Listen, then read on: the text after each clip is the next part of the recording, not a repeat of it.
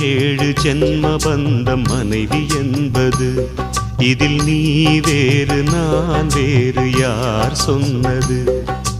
கல்யாணமே ஒரு தெய்வீகமே, சம்சாரமே அதன் சந்தோஷமே, ஒரு வானும் நிலவும் பிரிந்து வாழுமா? ஏழேழு ஜென்ம பந்தம் மனைவி என்பது, இதில் நீ வேறு நான் வேறு யார் சொன்னது?